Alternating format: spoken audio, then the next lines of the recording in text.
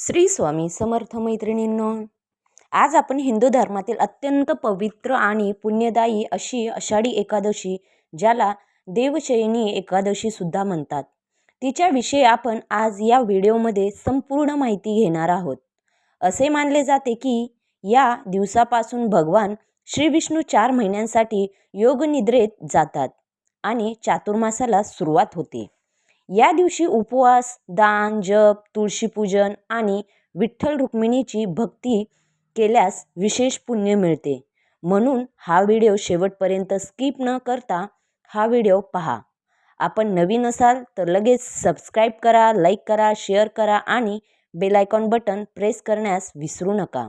वेळ न घालवता चला तर मग आपण @swami-3131 या चॅनलला सबस्क्राईब करू.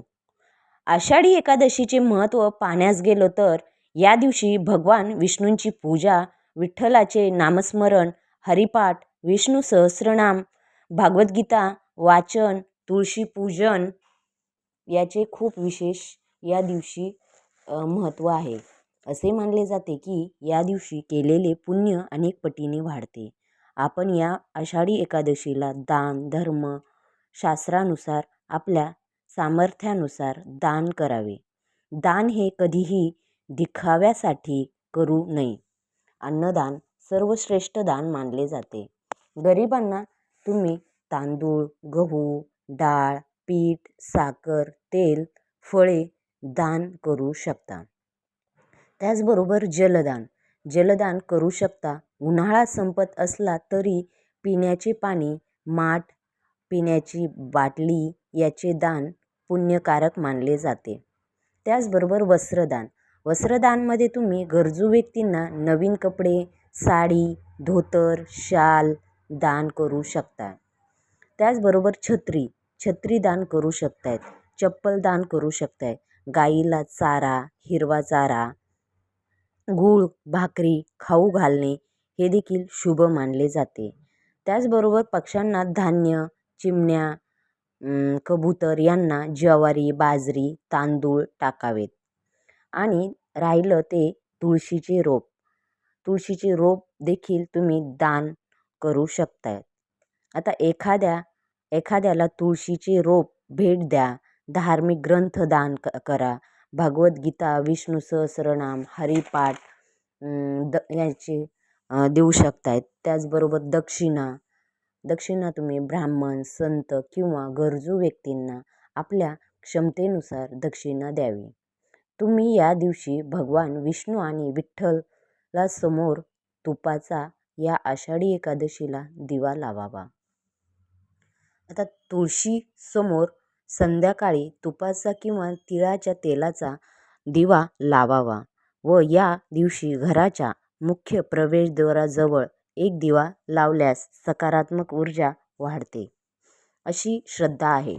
शक्य असल्यास या दिवशी म्हणजेच आषाढी एकादशीच्या दिवशी अखंड दिवा लावावा. या दिवशी आपल्याला तुळशीची पूजा कशी करावी तर सकाळी लवकर उठून स्नान करून स्वच्छ कपडे परिधान करावे. नंतर तुळशीला पाणी अर्पण करावे. हळदी कुंकू लावा, फुले अर्पण करा, गंध लावा, दिवा लावा, अगरबत्ती दाखवा, प्रदक्षिणा घाला. आता तुळशीला तुम्ही या दिवशी न चुकता आपल्याला 11 किंवा 21 प्रदक्षिणा घालाव्यात. याला खूप महत्त्व आहे व या मंत्रांचा जप करावा. ओम नमो भगवते वासुदेवाय नमः, ओम नमो भगवते वासुदेवाय नमः असं 108 वेळा या मंत्राचा जप करावा. किंवा श्री विष्णुवाय नमः अशा प्रकारे तुळशीसमोर मंत्र नामस्मरण करावे. आरती करावी आणि विशेष या दिवशी तुळशीचे पान भगवान विष्णूंना अर्पण करावेत. आपल्या घरी न चुकता आषाढी एकादशीच्या दिवशी तुळशीचे रोप, भगवान विठ्ठल किंवा विष्णूंचा फोटो, त्याचबरोबर शंख, गोमती चक्र, पिवळे वस्त्र, तूप, गाईचे अगरबत्ती, कापूर, तुळशीची माळा आणि विष्णू सहस्रनाम पुस्तक, भगवद्गीता अशा प्रकारच्या वस्तू तुम्ही या दिवशी आपल्या घरात आणू शकतायत, विकत घेऊ शकतायत. पिवळे फुले, केळी, नारळ पंचामृतसाठी.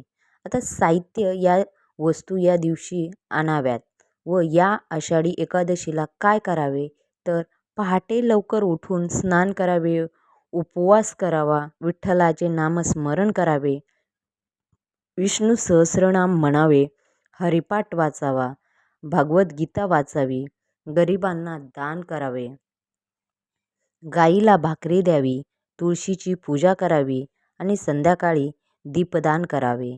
शक्य असल्यास मंदिरात जाऊन तुम्ही दर्शन देखील घेऊ शकताय.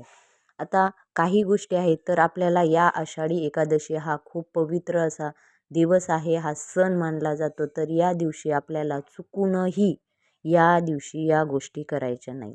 तर त्या कोणत्या तर बघा, खोटे बोलायचे नाही, राग करू नका, कोणाचाही अपमान निंदा करू नये, मांसाहार टाळावा, तामसिक अन्न टाळावे, वादविवाद टाळावेत, दान करताना अहंकार ठेवू नये. आषाढी एकादशी हा केवळ उपवासाचा दिवस नाही तर भक्ती, दान, सेवा आणि सदाचार यांचा उत्साह आहे. या दिवशी भगवान श्री विठ्ठल आणि श्री विष्णूंची भक्तिभावाने पूजा करून, तुळशीचे पूजन करून आणि सामर्थ्यानुसार दान केल्यास मन शांती आणि आध्यात्मिक समाधान लाभते, अशी श्रद्धा आहे. अशा प्रकारे आपल्याला या आषाढी एकादशीला कोणत्याही वस्तू घरात आणाव्यात, कोणत्या वस्तू घरात आणाव्यात, तुळशीची पूजा कशी करावी, दिवा कुठे लावावा, तर अशा प्रकारची संपूर्ण माहिती मी आपल्या या व्हिडिओमध्ये सविस्तर सांगितलेली आहे. परंतु अजून तुम्हाला काही सविस्तर माहिती हवी असेल तर मला नक्की कमेंट्समध्ये सांगा. मी नक्की अजून काही माहिती हवी असेल तर नक्की शॉर्टमध्ये चांगल्या भाषेत आणि समजेल अशा भाषेत मी तुम्हाला व्हिडिओ तयार करेल आणि तुमच्यापर्यंत पोहोचण्याचा प्रयत्न करेल. अशा प्रकारे आपण या दिवशी कोणते दान करायचे ते देखील मी तुम्हाला सांगितलं. कोणत्या वस्तू आपल्याला या दिवशी घरात आणायच्या त्या देखील तुम्हाला सांगितलेल्या आहेत. अशा प्रकारे आजचा जो व्हिडिओ आहे तो कसा वाटला तो नक्की मला कमेंट्समध्ये सांगा. तर आपल्या चॅनलला नक्की लाईक करा, शेअर करा, सबस्क्राईब करा आणि बेल आयकॉन बटन प्रेस करण्यास विसरू नका. कमेंट्समध्ये नक्की लिहा श्री स्वामी समर्थ, श्री स्वामी समर्थ.